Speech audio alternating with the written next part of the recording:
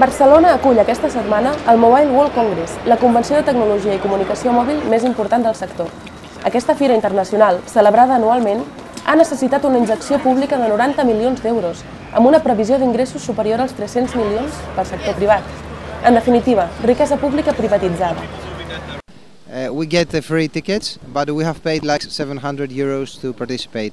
That doesn't mean that we have money. We, for example, are from Greece, which is we have a worse economy than here. I think that the problem we have, Greeks as well, is with our governments.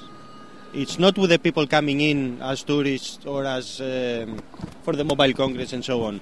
There's about 75,000 people coming in for the Mobile Congress. These people are going to leave money in the local economy. La verdad que desconocemos, nosotros venimos y venimos con todo, con gastos, digamos, corren por nuestras cuentas, por las cuentas de las compañías y pagamos lo que corresponde, digamos. Coincidint amb aquest esdeveniment d'especial importància per la projecció internacional de la ciutat comtal, Stop Pujades ha convocat una vaga d'usuaris, conjuntament amb mobilitzacions, per protestar per l'augment abusiu del preu del bitllet del transport públic. Ho ha fet en el context de precarietat laboral, tant pels usuaris com pels treballadors i treballadores d'aquest servei. Cal destacar que les reivindicacions liderades per la plataforma social Stop Pujades porten diverses setmanes succeint-se. La lluita, que va en augment, es manté a partir d'aturades del transport públic, colades massives i manifestacions en andanes o carrers. El preu popular! És una crisi inventada, que és un espoli.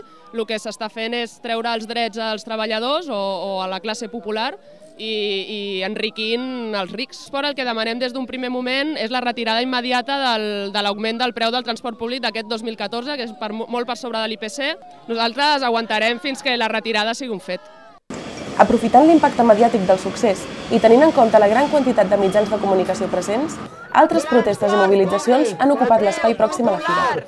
Sindicats com la CNT, els iaioflautes i treballadores de Telefònica o Panrico han ajuntat forces per fer-se escoltar.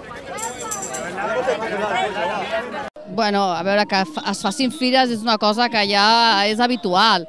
El que sí que és un espai on venia a denunciar que tota aquesta gent que són qui mouen els fils del món, doncs que s'estan fent rics amb la nostra força de treball. 9 semanas ya, protestando todos los miércoles y bueno, hoy es un día excepcional, ¿no?